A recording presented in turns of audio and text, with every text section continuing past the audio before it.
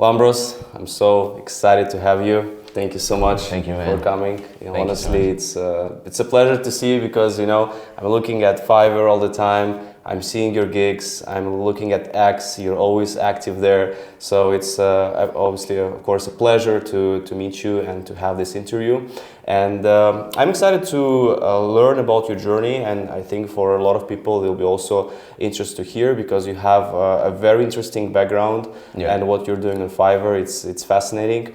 So welcome to Serbia, and let's get started. Thank you so much, man. It's actually a surreal moment being here with you. I want to say that I've been watching your videos for a long time, and we obviously connected on X, and we made that connection on X and discussed about coming here, which I'm very thankful for. But yeah, I've known you a lot more than you know me, so that's insane. And this moment right now is a bit surreal to me. So yeah. I mean, I'm super excited, and thank you again because you told me like yesterday when we meet, you've been watching my videos, and it's really cool to hear because I think YouTube is, as we discussed, it does maybe make more impact, or when you're listening to someone, watching someone, and you meet that person. Yeah, I mean, it's yeah. always kind of that moment. So let's talk about your Fiverr journey. Sure. And first of all, how did you find out about Fiverr? Sure. So initially, I want to say that I did my undergraduate in law in Newcastle. I started in England, and I got my law degree. And especially in the third year of my studies, I started taking up some jobs.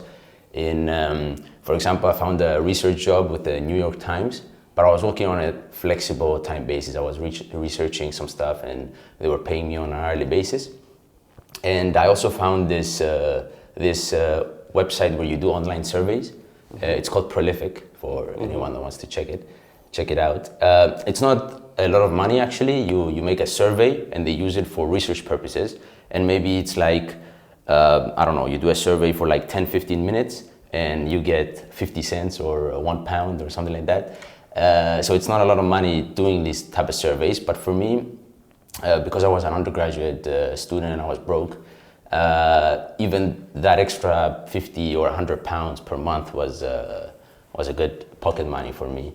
And so interesting story. After that, COVID hit in 2020, and I was about to start my master's degree in business, in international business, in London, again in the UK. But because COVID hit, I went to Cyprus, which is my home country, and I stayed there for a while. I decided to do my master's degree on an online basis instead of going there in London due to the coronavirus and staying there. And when I came to Cyprus, I realized that this Prolific website is only applicable to some countries, which is the UK, United States, and stuff like that. And Cyprus was not one of them.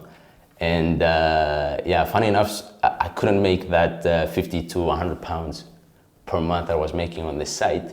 And as I said, I wanted to make some pocket money on the side while doing my master's degree. And so that income stream was taken away, and I was researching about ways to supplement that income. I was also doing some internships in that summer to complement my CV and find a good job. For example, KPMG and these kind of companies. And I think I came across one article from the CNBC. CNBC has the website with the financial news and the business news and the stock market and everything like that. But they also have a supplemental website which is called CNBC Make It. Yeah, the stories they're sharing. And maybe so it was Alexandra Fasulo, probably her story, or someone else. I found about her too, but I think the first article was the title was like, due to the coronavirus, these websites have exploded in traffic, and freelancers make a lot of money and stuff like that. And I clicked on it out of curiosity, and I actually think the first account I ever made was on freelancer.com. So on this article, it was Upwork, freelancer.com, Fiverr, and maybe some others. And I made an account on freelancer.com, and I made some proposals, but I didn't get any work on that, if I remember correctly, neither on Upwork. And actually, funny story, I enjoyed my law degree, I really did. It was very interesting, but later on I found out that my real passion is business, is doing is generally talking about, like yesterday when we were talking about business together, that really got me fired up, and it was an amazing conversation. And so, and I was also watching Shark Tank a lot. Have you watched it? Yeah, of course. Yeah. I watched a lot of Shark Tank as well, and I decided that I want to pursue more of a business type degree, and that's why I did my master's degree in business, as I stated. And one of the sharks in Shark Tank is Chris Sacca. Chris Sacca is a venture capitalist who invests in a lot of companies and stuff like that, and a lot of startup companies. But he actually has a law degree.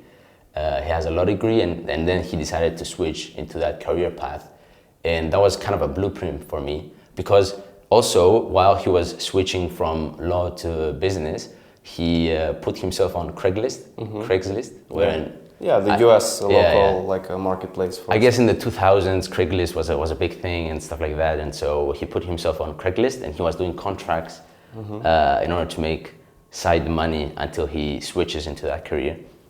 And so that was kind of the blueprint for me. And I created a Fiverr account. My initial thought was, I can do contracts. I have a law degree, so I can do that. I think I made my account in June of 2020. I got my first order on August of 2020, and I actually didn't even see the message. I saw the email a day afterwards or something like that, and I was like, oh shit, I have to respond to this message. I logged in. Thankfully, I closed the buyer. Maybe some sellers who are watching it right now, maybe they may think that was unfair because they're on their inbox like a hawk, but I missed that message. So I was lucky enough to still close the client. I had no idea what I was doing, by the way.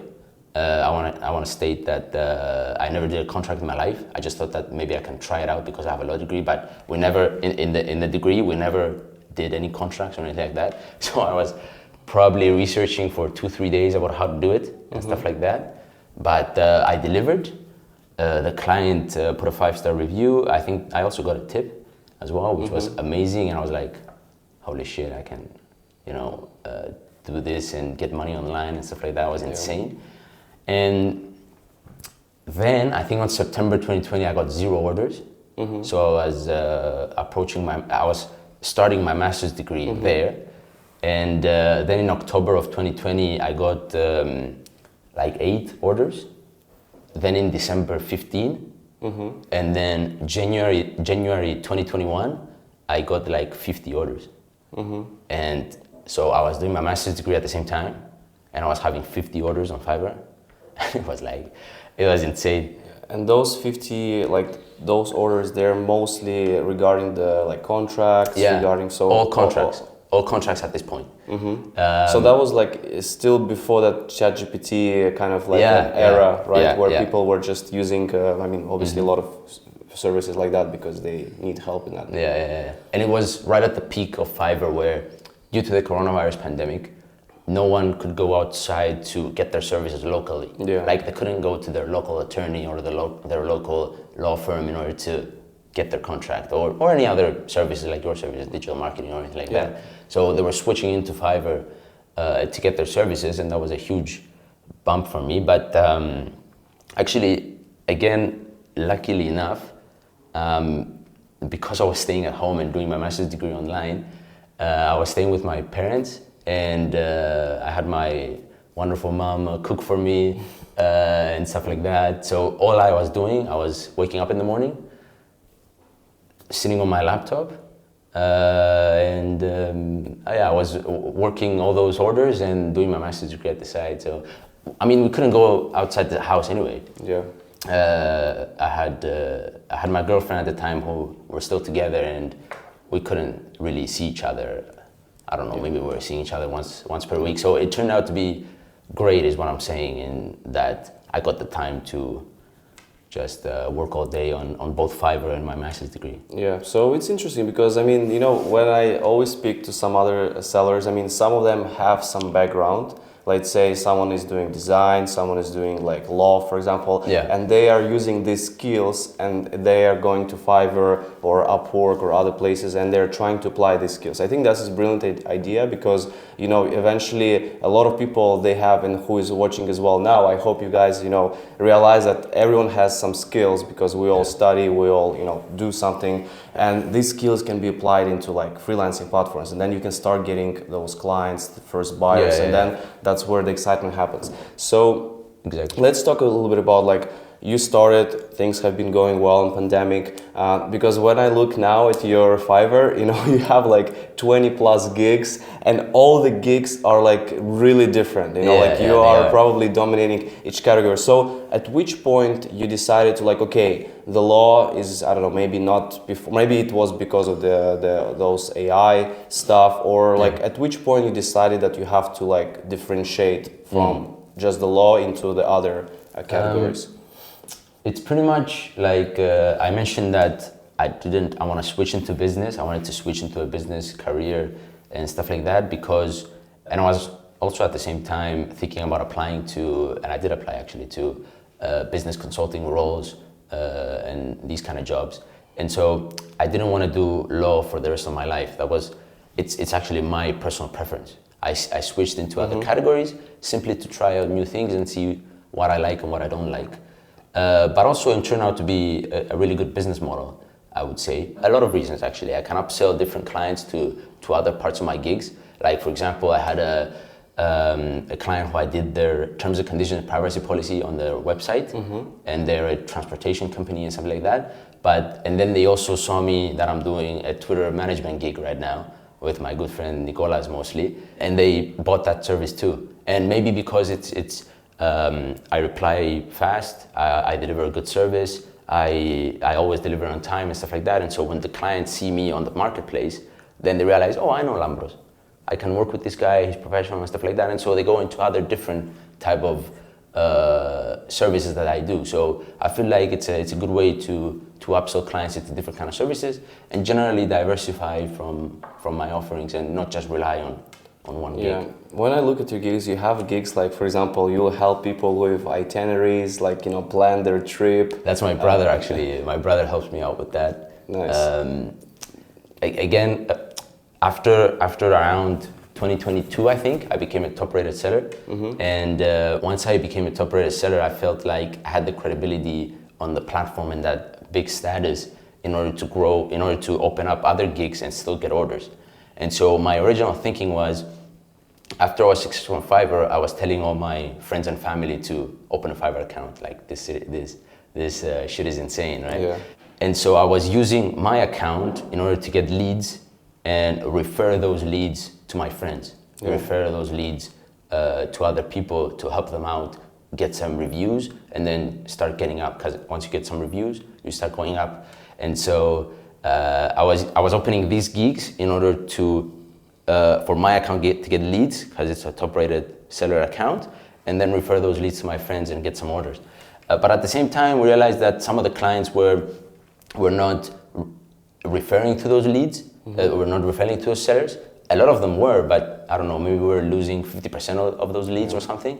And so we realized that, okay, maybe I can offer those services on my account because they see I'm a top-rated seller, and then we can find a compensation structure or some kind of thing where my friends cover the delivery side of things, and then I cover the communication with the client and stuff like that. And so that's how I started opening up different kind of gigs.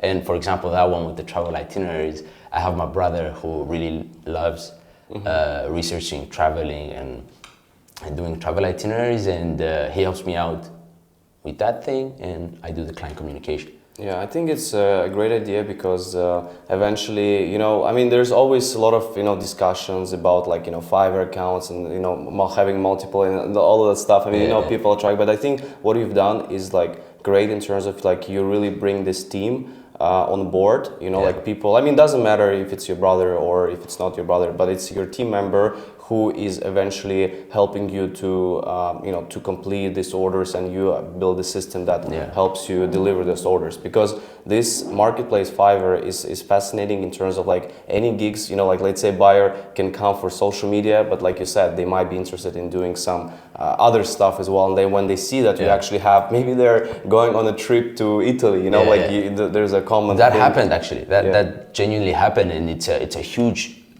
power. I call it power or leverage or I don't know, digital real estate, or however you want to call it. Like quite literally, right now, the marketing side of Fiverr has blown up significantly. I mean, you know that. And I have no experience in marketing. Like, it's insane how do you, like, the power that this thing has is insane. Like, if I decide tomorrow morning to become a website developer and I have absolutely no experience with it, if I bring it the right people and I do some practice and I don't know, online courses and stuff like that, on Fiverr with the reviews I have and the status I have, I can do that. And that's insane leverage. You can do anything you want to do. You can become anything you want to become. Quite literally. Because most of these, actually, I encourage people to just test and experiment and really go for it, instead of thinking, oh, but I don't have this much experience or stuff like that. Like, as I mentioned, I never did a contract before in my life, before doing one on Fiverr. I didn't have any experience in marketing before opening up a gig there. But you figure it out along the way, and you improve as the orders and the projects come in. Yeah, the most important is to get started, and then you'll figure out, because many times people say, but I'm not ready, I don't have enough experience. Just do it, and I think that's going to really pay off well in the long term. So let's talk about a little bit more the Fiverr journey. So it took you about 2 years, right, to become top-rated seller? Yeah, my prices were low. I realized afterwards, with discussing with some people and other, I didn't know you at the time, unfortunately, I think, but I met with some other people and we discussed, and they told me that your average selling price is too low. At first I was a bit scared, I would say, or maybe not as confident in my services to really charge premium prices. And at the same time, I was trying to rack up the reviews, because I saw the potential of it. I saw the potential that if I get a bunch of reviews, then my gig is gonna rise up to the top of the first page, and then that means consistent order flow and consistent lead generation, which is insane. And so I was trying to get as much reviews as possible, but at the end of the day, I think I wasn't confident enough in charging premium prices, and so that's why I think it took me around 2 years to become a top-rated seller. Yeah, it's important, because the pricing is always because I still see some sellers are charging $5, and I'm like, why? Because first of all, you're attracting maybe buyers who just might order it like as a joke, or just for fun. I mean, and you have to deal with these kind of orders. And second is that when you price yourself higher, I feel you can attract even more serious buyers. So this is something. So regarding it's interesting to know about your team structure, because you mentioned you came here with as well Nicholas as well, who is also helping you, and just talk a little bit more about how is your team currently looking like. Besides you, who else is also working with you? Sure. So Nicholas is the main guy. He's amazing at the graphic design and stuff like that. He's full time with me. Like this is his only role, and he does a lot of things in the company. But I also have some freelancers on a more flexible basis that are working with me. I would say a couple of them are working on a flexible basis, helping with the marketing side. And I think I will need them on a more full-time basis in the near future. And I also have my brother, like I said, who's doing again some of the gigs. That's pretty much it. And how do you find, like, for example, people? Okay, you have like Nicholas, but how do you usually find? Is it someone in your circle? Yeah, is it someone online? Do you find? It's usually someone in the circle. I'm big on trust, I think. Like, I trust Nicolas with everything. I really trust him. I've known him for 10 years, so I completely trust him. But I know we were discussing also yesterday about, giving your login information to other people and logging in, and maybe they say something wrong and you lose the account. That's why I'm worried about that. And generally, I'm worried about not offering a good service and stuff like that. Maybe maybe I'm the issue in this situation. I'm not saying it's the right thing to do, but that's why I stay in my circle, in my local town, and I work with people I trust. Nice. And now I think the most interesting thing is about the X that you have, you know, because this is something, first of all, I always see your X, well, maybe I'm always looking at the social media marketing category, but I see your X gig. So what would you say now, is your X gig maybe is the most successful among your other gigs, or is it still kind of in balance? With other gigs, because you have 20 gigs, so I assume, I mean, you know, you always get orders from there, but what about this social media management part of it? By the way, parentheses, because it's connected, and I'll go back directly to your question, but when we were discussing earlier about the average selling price and charging premium prices, now with the social media management gig and the Twitter gig, because we're charging higher prices like $300 per month, $500 per month, and that kind of thing, I was also talking with my success manager on the other day, and my impressions really gone up over the last few months simply because I charge higher prices. And Fiverr likes the fact that I charge higher prices because I make more money in terms of commissions. Yeah. And yeah, that has really helped in generally, I think, growing the impressions of my account, the higher prices. But overall, I'd say my contracts gig and the Twitter gig are the main ones, for sure.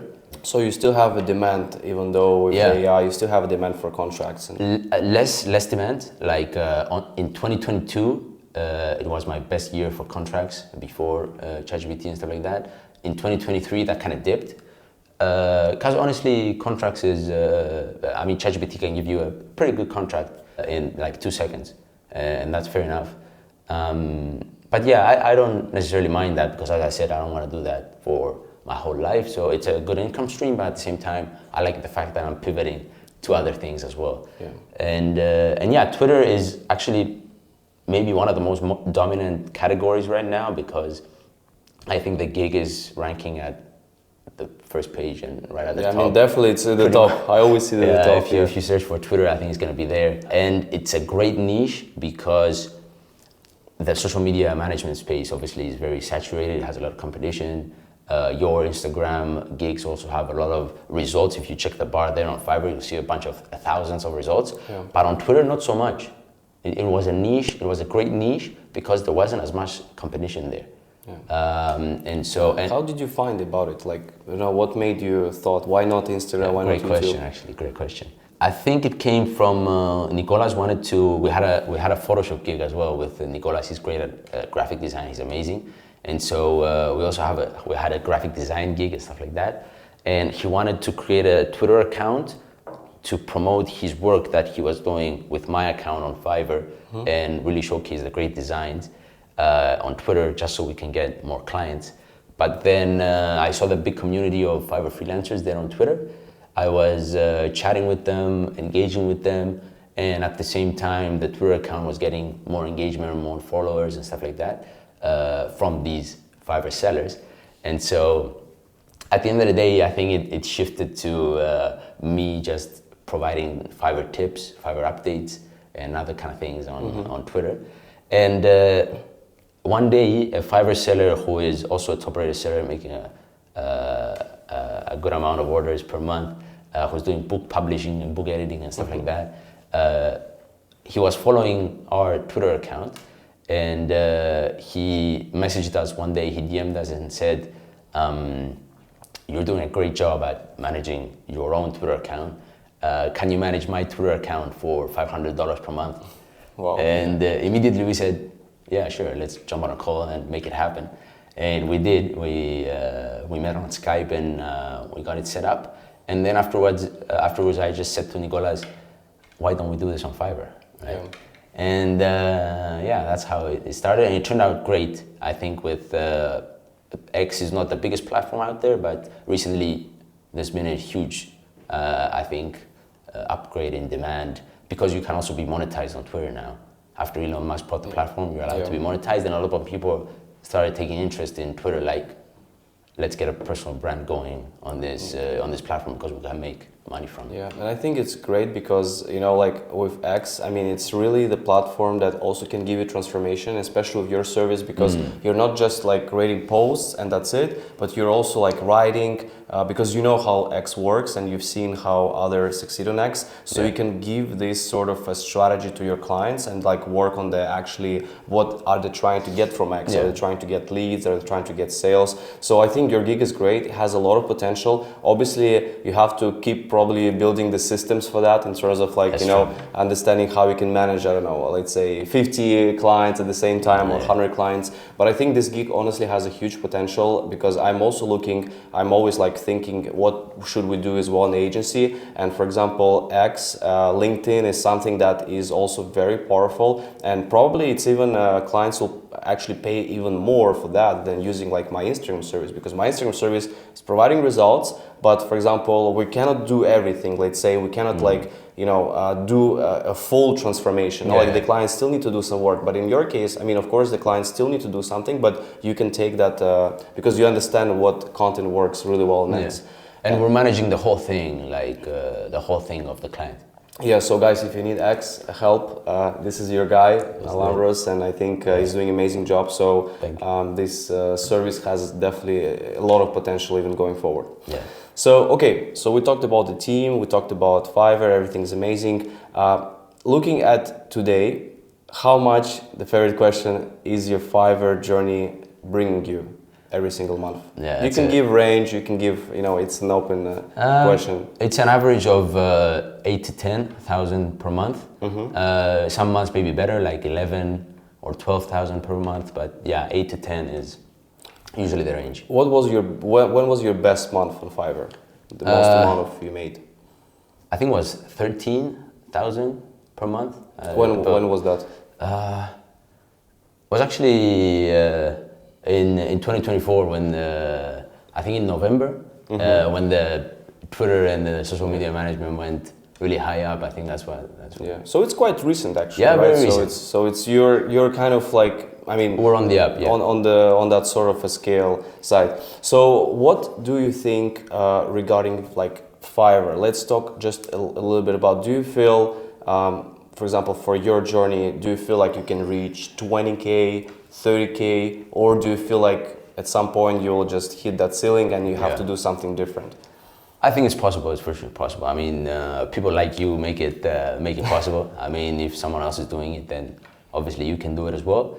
And I think it's most definitely possible. The social media management gig doesn't get as much traction and exposure as the Twitter gig, but I think as that one goes up as well on Fiverr, I think there's going to be much more demand for it. Yeah, and how are overall your, for example, because we get sometimes clients who might be a bit more challenging, a bit more tricky as well. Like, what would you suggest, and how do you would deal with a situation? Let's say if someone comes to you is like order the service and then is like maybe is not happy, or how would you approach, generally speaking, these kind of cases? That's a great question, actually. I always try to be as friendly as possible. I'm not gonna try to provoke the client to be even more pissed than he already is. So I'll try to keep a professional tone. Always, wish him thank you very much for the feedback and everything like that. And then hopefully we come to a mutual agreement of some sort, or maybe he understands my perspective and he's fine with it, and then we end up closing the project. But if it's not always possible, you get disputes and stuff like that. So I always contact customer support as well. And I would say most of the time they try to find an amicable solution where both the buyer and the seller is happy. Like, for example, maybe they're gonna refund the buyer, but maybe they're gonna refund me as well, just so I'm happy and the buyer's happy. And I don't always agree with all the disputes, but I'm saying that the overall system is fair enough and pretty good. Yeah, I mean, I think the most things you can, of course, solve with the communication. In my case, the buyers as well, like sometimes the buyer will come and like be upset, but then because I'm not actually doing what the buyer wants, so I need to explain what I'm actually doing. So, I mean, I would say I'm always also kind of like open, like for example, if the buyer understands, what I do exactly, and he wants to continue. Of course, we can continue, but I mean, I would also rather say like, sorry, I mean, this service is not for you. It's like it's not for everyone. Yeah. Your service might not be for everyone, so it's fair enough. And if you can find an amicable solution, then you can proceed. Because now actually buyers may put a review even though they cancel the order. After delivery. Yeah, after delivery. Yeah. They may do that. So, and you don't want to get a cancellation and also a bad review. Yeah. So might as well solve the situation amicably, as friendly, as kind, and as professionally as possible. Just so. What do you think about this actually? This leaving the review, like the Fiverr implemented this thing. I don't agree actually. No. You don't like it? I don't like it. No.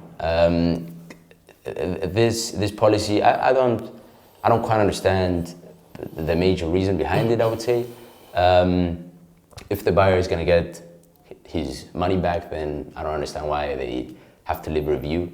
So yeah, I don't think there's a good reason for it. So I don't agree with it. Yeah, I mean, I agree as well because I don't think that really makes sense. But because we are talking like, I don't know, I don't want to say like we're the good, but I mean, hopefully we're good sellers, for Fiverr. But I probably assume that there are a lot of sellers who are trying to abuse the system as hard as possible, and maybe just I don't know, many things Fiverr is doing. Sometimes we as the sellers, I mean, we don't really understand, but maybe there is other sides of sellers who are like really trying to go like and tweak and trick the system. So Fiverr is implementing that. But I agree. I mean, it's not because, for example, because it's different gigs. Let's say for your Twitter management, because you have like, do you have like 30 days? 30 days delivery. So I would assume when they order service, you start the work, let's say 1 week pass. If after 1 week everything is good, most likely they're gonna be happy, if things go in that direction. But that's some true. Gigs you have where like over contracts, like you deliver after like maybe 2 days, 3 days, and that's it. There they can start to, this kind of like revisions, happy, not happy. So maybe there is some reason that they did it, but I agree that this can be maybe avoided, because they're getting the money back. But most of the time, I didn't actually get a bad review. Like, for example, I had some cases like that, very few, and the buyers actually didn't leave anything. There was actually there was one buyer, I remember he left, and he's actually a seller as well. He's a top-rated seller. Really? Yeah, so it wasn't nice because, I don't know, when I see a seller, I'm always trying to, I understand we're on the same boat. So, but it is what it is. You just take it and you learn from it. Yeah, sure. What other things you don't like about Fiverr? What are the most annoying things you wish that they will change or implement? Yeah. First of all, I'll say about the team dashboard. It's a very recent addition, a very recent feature. Yeah, Teams feature, right? Yeah, I'll start with the team account feature. It lacks personalization. I saw a lot of sellers actually say it in the Fiverr forum, in the Fiverr seller forum and stuff like that, and on Twitter. Mostly it lacks personalization. Like for example, Nicolas, as I said, I have lots of gigs. I have contracts, Twitter, and other things. And Nicolas is handling more of the Twitter and marketing side, so he doesn't need to be bothered with the contracts, for example. Yeah. He doesn't even need to be bothered with the notifications, stuff like that. So it needs to have more of a personalizational, more of a customizational approach in order for me to assign each particular order of who wants to handle what. And as soon as you invite a member in the team account, they get pretty much bombarded with all the orders and everything that goes on, all the activity of the account. That's one thing. The other thing, I think Fiverr is a bit too sensitive on the don't contact clients on the outside of Fiverr and stuff like that. Yeah. For example, we get in the Twitter management gig, we get clients who might want to talk with us on Twitter because they prefer it, or they want to talk to us on WhatsApp because they prefer that one, or they say that, oh, I don't get the notifications on Fiverr or stuff like that. But we obviously don't respond to that because we don't want to put the account in danger, and so we tell them, take the communication back to Fiverr, please, just so we can communicate there and be in compliance with their policies and stuff like that. And also with we have other clients who have a team, they're a company behind them, and they have a big team, and one person needs to communicate with me, and then that person needs to transfer everything into their team, and so it's a bit tricky as to one other team member cannot talk to me directly and stuff like that. So there is these intricacies and sometimes these holes in communication that I'm not quite sure how to solve them, but maybe not being too rigid on the rule of communication. Yeah, I want to mention as well about that because I think this is also, I mean, what you're saying is absolutely true. For me, the same, because I'm doing Instagram and I'm generally like publicly, like I'm doing YouTube stuff, and people are reaching out to me all the time on Instagram, everywhere, on LinkedIn as well. For example, I get a message on Fiverr, for example, hey, I want to work with you. Then they go on LinkedIn and then they send me the same, hey, I send you a message on Fiverr, like, can you work with me? So it's a very tricky situation because for me personally, and we talked about it yesterday, I rather put them back on Fiverr because for me, I have a good system in there. If I start to work with them, let's say with some of them directly and stuff, I mean, I need to be compensating like my time and I don't have a systems for that. So I'll rather just bring everyone back to Fiverr, we do the order and things will be handled perfectly. Have everything in one place, on one dashboard. Yeah. That's actually a good thing with Fiverr. It's good. But the thing is, I think Fiverr should be really relooking into their sellers, their top sellers. Because, for example, me, I don't really have a motivation or interest to bring to try to bring sellers directly. Because for me, I don't really mind 20%, whatever. I'm just like, I rather put them on Fiverr so it's less stress for me because, the systems are there already. I don't need like more clients directly. That's not my goal. And I think Fiverr should look into this and be more kind of like, maybe they are, I don't know, like, because obviously when you send a ticket as a top rate seller versus the level 1 seller, they're gonna, kind of like treat you a bit differently in that with the time and everything. But still, they should be probably like even, I mean, I guess this new features like equity program that they have, like all this stuff, maybe they're trying to make, these things, but I don't know, looking at their stock for last, several years, I mean, it's going down. I don't know if they're gonna have the same as a COVID. So these things are always tricky. So I agree. I mean, I agree on these points. I haven't fully used the Teams feature, but I made a video about it. I talk with people who, like you, use this feature. I think this feature definitely lacks a lot of things, in my opinion, but you can obviously say it from your side because you used it. I would rather give the account full access to my team member, and like this we can just properly manage all the things together. So, but I mean, hopefully Fiverr, maybe some from Fiverr as well watching, this video or listening, because this one is going to be also on Apple Podcasts and on Spotify as well, so people can also listen to it. So hopefully, these things can be, improved in the future. But I think I always say Fiverr is great. I talk about it a lot, but there won't be things perfect there, and it's a platform. They're doing a lot of things as they see how they should do. So we should just, maybe unfortunately accept some things and just use it for our own, like benefit potential, and then hopefully they will get better with other things. So, okay, Fiverr, things are growing well for you. I mean, I'm really happy as well because, I think you have a lot of potential too. And I'm excited to see because you opened up some more gigs in the social media now, right? So you're doing some advertisement as well, some paid ads.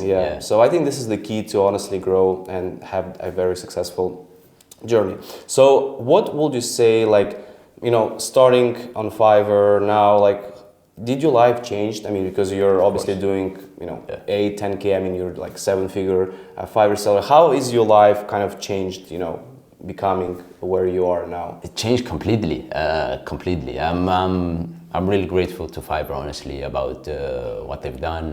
They truly changed my life. As I said, I was a broke student, trying to make some. My initial goal for Fiverr was, as I said, I wanted to replace my £100 per month income while studying and then finding jobs. So that was my intention with Fiverr. My intention was to get maybe an extra 200 euros per month while studying. That was it.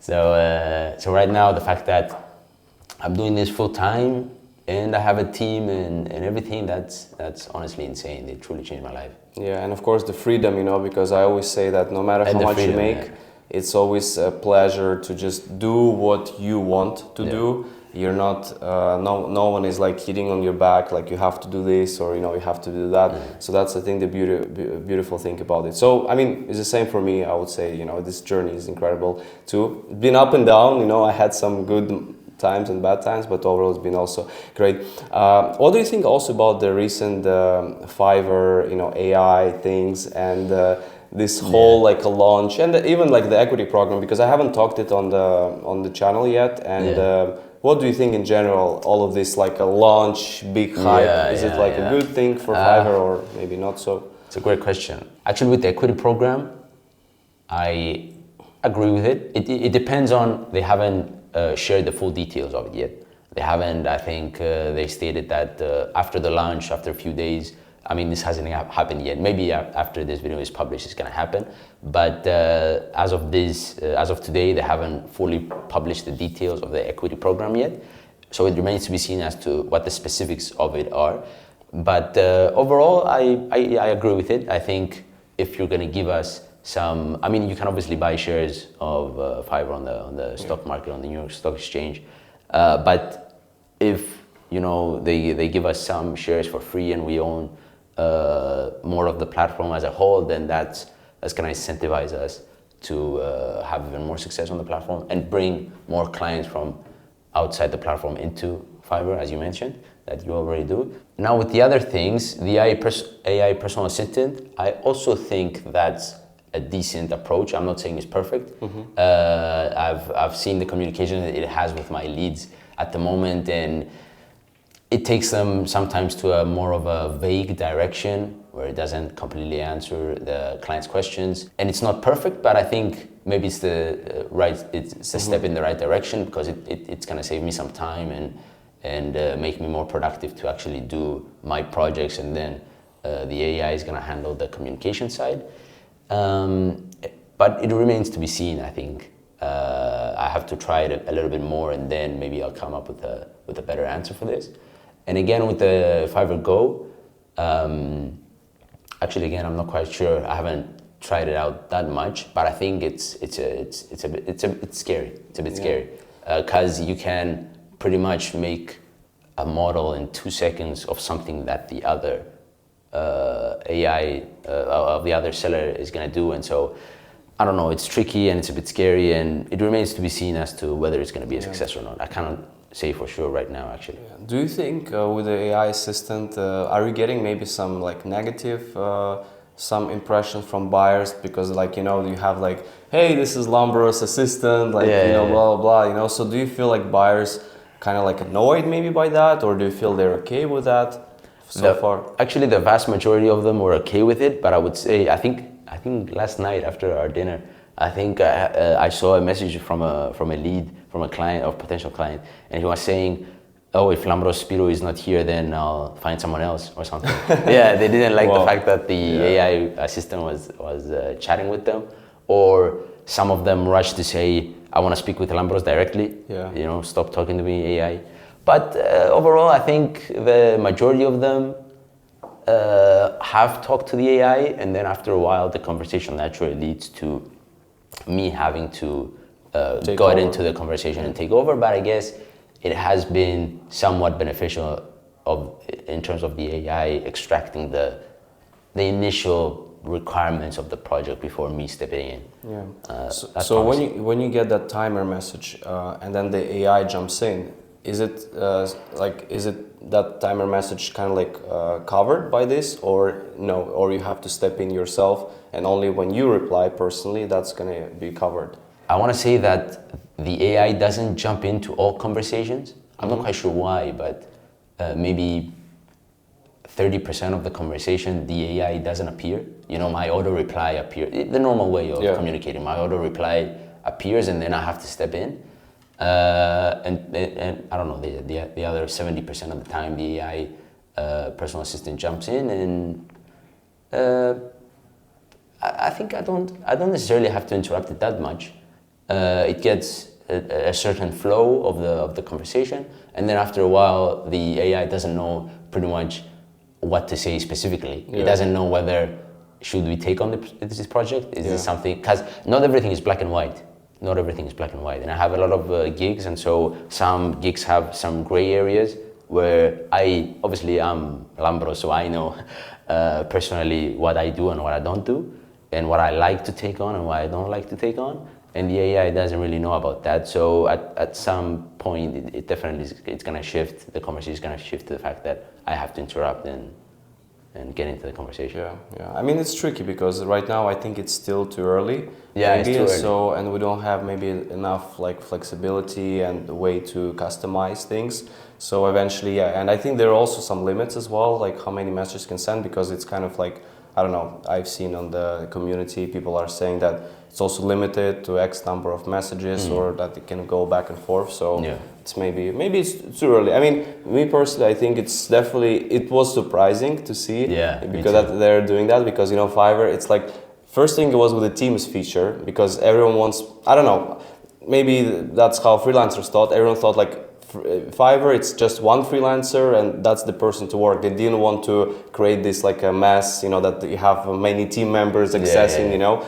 But then it turns out to be Fiverr is okay with that, you know, like Fiverr is okay with having you bring your team to your Fiverr account. And they made the team feature. And now with the AI, you know, like, because at the beginning it was like, remember this, like a letter Micha wrote, everyone was like, you know, afraid, scared, not sure, like AI. We're not gonna replace you. So, but now they're like saying it openly, like, you know, screw it, you know, we're just, let's use AI, you know, let's make money with AI, and we don't really care if you use AI or not. They're thinking about the future for sure. I think we also discussed yesterday, you're saying it's a public company, and so they must treat their shareholders well and stuff like that. And I think they're thinking about the long-term sustainability of the company, and they're thinking that AI is going to be a major part of that. And maybe the current model is not going to work as well. Guys, again, I want to share something that I stated with you yesterday, which is Fiverr actually made less money this year than in terms of its marketplace revenue. They released their latest financial results in their press releases, in their investor relations, and they made less money in terms of the marketplace revenue than they did in 2023 and 2022. So there are less gigs on Fiverr, and sellers are making less in terms of the overall pie of things. But Fiverr has doubled its revenue from 2022 in terms of the services revenue, which is the Fiverr Seller Plus, the Fiverr ads and stuff like that. So the overall sellers are getting less orders, but Fiverr is making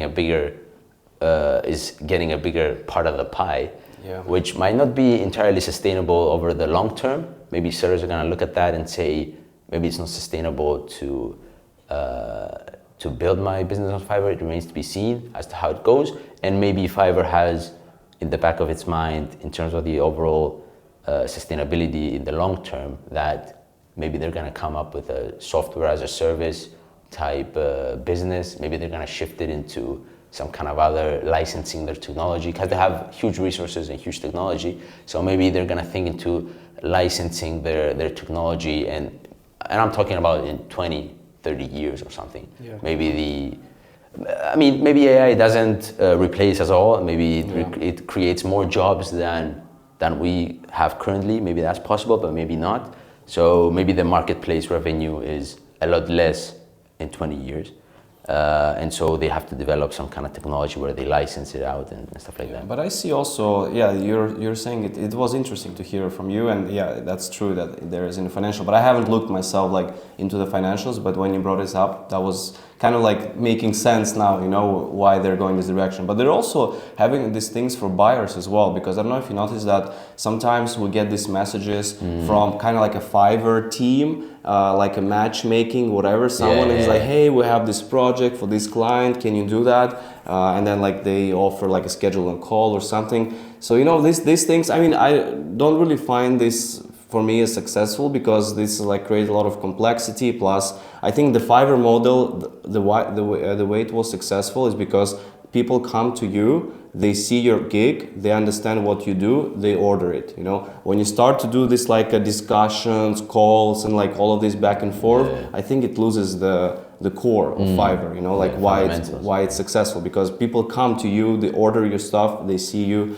and that's why it's becoming successful. So, but they're also implementing some other things for buyers. I mean, they're charging them for like other things as well. So I agree. I mean, now it looks like they're trying to monetize this kind of like a current audience, current people, sellers and buyers, which I think it makes sense because that's how things are now. You know, they have these subscriptions, but like you said, I don't know if it's going to be sustainable because a lot of sellers, they are actually really upset about Fiverr, even like that they have to spend on Fiverr ads, that they have to spend on Seller Plus, that they have to spend on the AI. And Fiverr Go, I think there's an extra charge right now or something. Yeah. So it's, I don't know, maybe it's going to be all one subscription at one point, but it's going to be interesting to see. I'm also excited because just in generally how Fiverr is going to handle, and I hope with this pressure, they are going to loosen up their kind of like, you know, their rules that they had. You know, maybe they will go and give, for example, the top, because now they do the equity program, you know, so this is already, I think, a big thing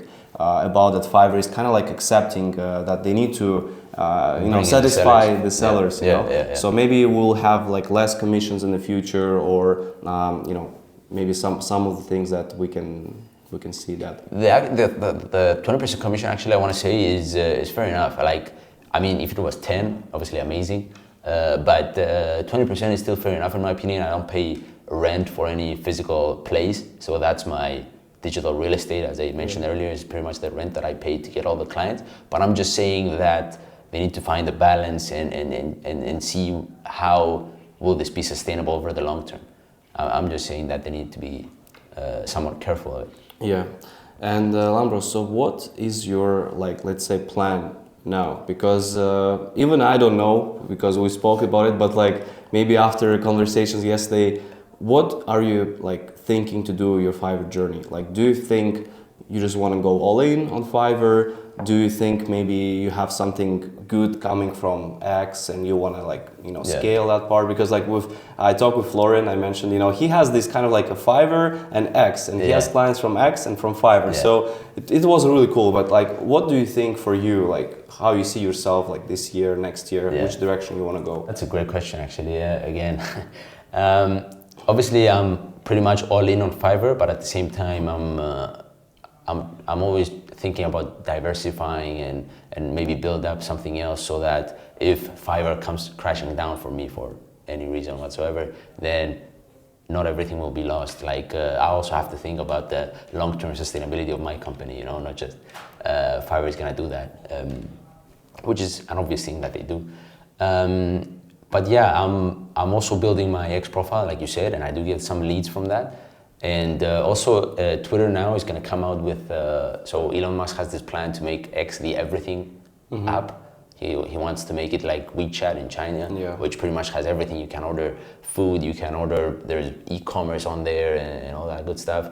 There's the social media side. So he wants to make this the everything app. And there's also going to be something called X Money, which is to get paid from X. So we could see in the future something to rival Fiverr, which is, for example, I post my results on Twitter, then a potential lead sees that on X and they want my services, and then they also pay me on X. So that's a big thing, I think, coming from X as well. And yeah, overall, I think I'm also getting some leads outside of Fiverr right now. Because lately people usually ask me, what do you do for work? And I have to explain Fiverr. I don't have time to explain all the different gigs like we're doing now. So usually I just say, especially lately, because we have the marketing side. So lately I usually say, I have my own company. What does the company do? Marketing. What type of marketing? Maybe social media management. And then they say, oh, I actually need that type of service. And I didn't tell you this yesterday, but on the plane coming here to Serbia, there was an older Cypriot business owner who has a renovations company in Cyprus, and we were discussing on the plane, and I told him what I do, and he told me, when we get back to Cyprus, let's get on a meeting and discuss it. So yeah, so in the past where I was saying, you know, I do Fiverr, I do contracts, stuff like that, I wasn't getting that much leads, but right now I'm saying I handle marketing and stuff like that, and usually people will say, I need something like that, and I get leads. Yeah, I mean it's crazy. Even the offline thing, you know, that can make an impact. You know, Yeah, you meet for sure. someone, you start talking, you start asking, you know, what do you do? You mention Fiverr because most people know about Fiverr. If you say to them like that, you know, I have this, I don't know, I completed thousands of orders or have thousands of reviews on Fiverr, they'll be like, whoa, like let me check it out. You know, they're like really curious. And I think especially with the X, because you're building that additional presence, which is really important, and the personal brand. So I really think you should definitely continue with that because you already have good results. Plus, it's like probably complementing towards your the agency, because you know some people might reach out to you on X. They say, "Hey, I want to actually do the same." Like you had some client for that $500 per month. You know, maybe you can have a lot more of those clients just from X. Yeah, that has happened actually. I got more leads, not a bunch of leads, not like Fiverr or anything like that. But X has been beneficial into getting some leads, of course. What about YouTube? Are you thinking? You're telling me about a lot about YouTube. I'm trying to spoil you, know, like you're trying to go from X to YouTube. I think I should actually. You're absolutely right. I think YouTube is a bigger platform and it can bring a lot more impact than Twitter. It's obviously very time consuming as well, and I'm thinking about that for sure. Yeah. But overall, I should be doing that more. Yeah. Yeah, I think it's great, but you have to pick, you know, you cannot do everything. For example, for me, like, I became slower on X, more on YouTube, but like, you know, it's always going to be like, unless you have a team like Gary Vee, you know, has 20 people on his personal brand, you know, and they're posting and stuff. And Alex Hormozy and stuff like that. Yeah, and Alex Hormozy as well. I mean, but like if you're kind of like not solo, but you have team members, but still you're kind of like, you know, let's say not Alex Hormozy, like I think it's just good to pick one platform and just be super passionate about it, share stuff, and I think you can really make a big, you know, platform for yourself or for your leads as well. That's what actually was another reason behind mostly focusing on X. Usually I'm a type of person that doesn't like trade-offs.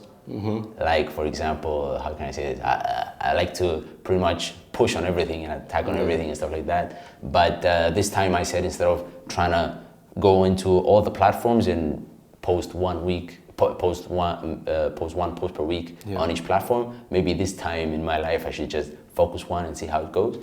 And that's why I focus more on X, I would say. And usually lately it's been one of my favorite platforms. It's great. I mean, I like this platform too. For me, like, I'm still analyzing what should I be posting there, but I think I have an idea with like the future projects I have. I'm probably going to be using X for that. So yeah, it definitely has a lot of potential.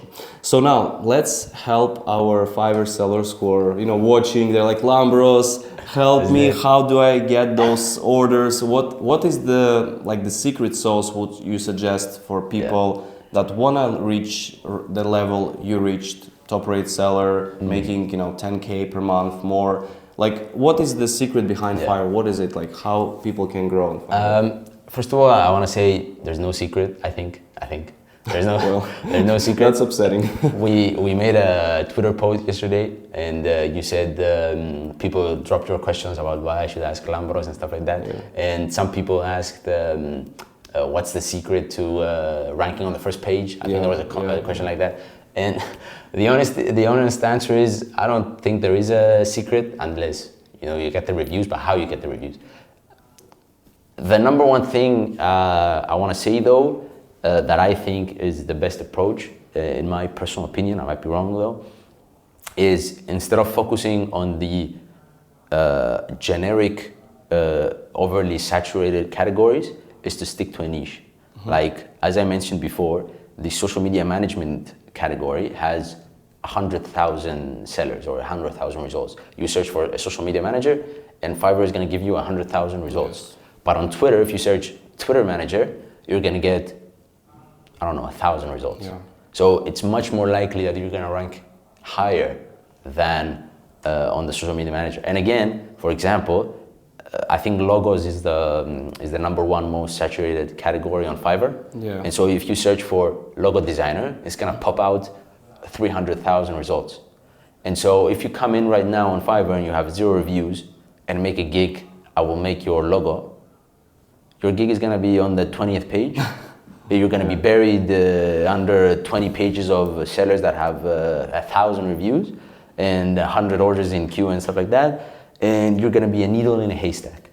Seriously. Yeah. But if you change your gig title and make it more niche, and you can research it, you can write something like, instead of "I will make your logo," your gig title can be "I will make your logo for your burger restaurant." Yeah.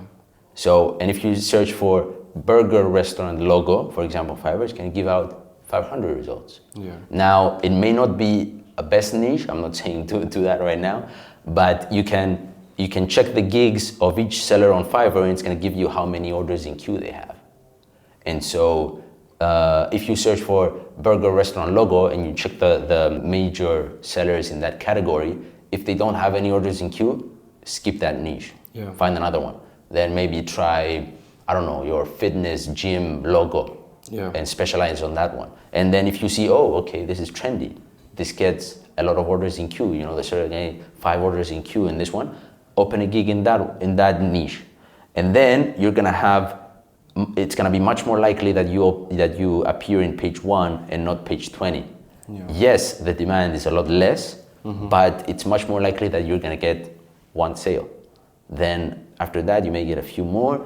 And then once you get like 20 reviews, remove the burger restaurant logo from the title, remove the burger from the title, and keep it as "I will make your restaurant logo." Yeah.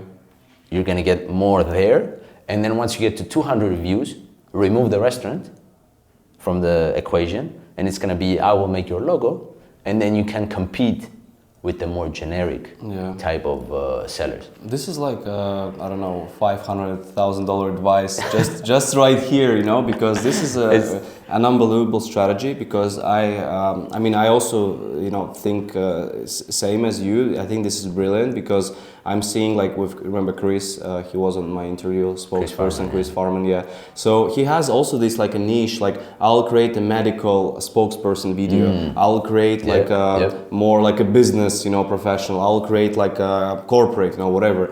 And he's getting these clients, and for example, for us, the same, like we get clients health and wellness, we get clients like functional medicine, I don't know, like different niches, like fitness as well. And this is probably a very good strategy to do now on Fiverr because you can hit those niche markets because now it's you have so many gigs, so many sellers. But if you're going niche, you can actually get those first initial orders maybe quicker, and then eventually you can build something bigger from that. Absolutely, yeah. So niche down, especially at first. Otherwise, you're honestly gonna be a needle in a haystack with 0 reviews. The other sellers are gonna rank higher than you. So you must niche down, start from there, and then go up. Yeah. Do you recommend people as well to have a social media presence? Like, maybe I don't know which platform they should go for.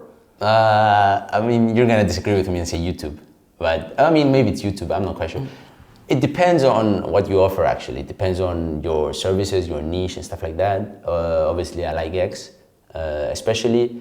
But yeah, if you can drive some of your leads from outside of Fiverr into Fiverr and get some reviews, you might think, why would I do that? I'm gonna pay a 20% commission on Fiverr. But if you manage to rank up your reviews, then you're gonna appear on the first page of the search results, and that means consistent order flow and consistent lead generation without doing anything. So if you can bring some clients from outside of Fiverr into Fiverr and get them to put you a nice review and stuff like that, then the future is yours. And also, I've seen the messages from people, they said, but what if they don't order my service, they order other seller service? And that's why you should also explore the Fiverr affiliate program, because you can drive them through your affiliate link, and then eventually, it doesn't matter if they order your service or not, you're still going to get a commission. Now Fiverr has, if you're an affiliate, they're going to give you that like 10% commission for the next 12 months of anything that they purchase, those buyers. Of course, the downside that they have to be like a new buyer. So if they have been already on Fiverr, then it's not going to count. But it's true. I mean, there's always I say that, please don't, complain that you're not getting orders. Just work on your X, work on your LinkedIn account, YouTube, doesn't matter. Like pick whatever you like to create, like for example, like, okay, I'm doing YouTube, Lambros is doing X. I think X is great as well. I like the platform itself. LinkedIn maybe is a bit similar to that format. Maybe you like Instagram. So just pick that platform and simultaneously grow with the Fiverr journey. So if you're not getting enough orders, work on your personal brand, and then eventually this is gonna like connect together. Yeah, indeed, that's absolutely correct. Yeah, I agree with that. So, Lambros, did we miss anything? I don't know if there's some other things you want to mention or want to mention. I mean, I could be talking with you and generally about Fiverr for 3 hours. It's up to you if you wanna keep this video short. I mean, what else could we discuss? Do you have? I'm just thinking about the questions that came, and I think we did cover some pretty of much them. Most of them. Yeah. And a lot of them, of course, talks about this Fiverr and not getting enough traction stuff. So I think it's definitely important to like remember about this. At the beginning, it's going to be painful. You're going to get like, but you have to accept this challenge. Yes, and patience is the key, because nothing that you will start will be successful right away. Like even if you start your agency directly, it's going to be also painful. So for sure. I think that's yeah. Also, just wanted to hear like your opinion about like what do you think about the whole like seller community, Fiverr seller community. Like, do you feel, I don't know, it will be good to like get more sellers together and stuff like that? Because absolutely. Yeah. What we're doing right now, and I'm truly grateful for this experience, is that I'm meeting with you, I'm meeting with your team and stuff like that, and I feel more connected with Fiverr. I feel more like I always do this online, I always do this in Cyprus and stuff like that. So it's not like I feel connected with the Fiverr platform and discussing with other sellers face to face and really knowing about their journey, their experience and their perspective and everything like that. So if we can do more of these, I don't know, or even in-person events that Fiverr organizes, that would be amazing. I would feel much more connected to the Fiverr community as a whole. We should do it in Cyprus. Nice weather. Nice weather, amazing food, amazing people, and the whole the beach and everything. It's so great there. So I think that was really useful, honestly. And for everyone who wants to find Lambros, I'm gonna leave links in the description for the YouTube. If you're listening, you can find him on X. Right, Lambros Spiro. Lambros Spiro, yeah. Yeah, that's on X and on Fiverr as well. If you search for Lambros Spiro, you're gonna find Lambros on Fiverr. If you need X services, if you need contracts, plan your trips to Cyprus. Send everything. Lambros is gonna be everything. He's gonna be helping, and honestly, it's really been a pleasure. Talking to you, chatting to you. Man. We'll have more chats, but I'm sure people are gonna find this extremely useful. Well, thank you very much, man. Thank you very much for having me.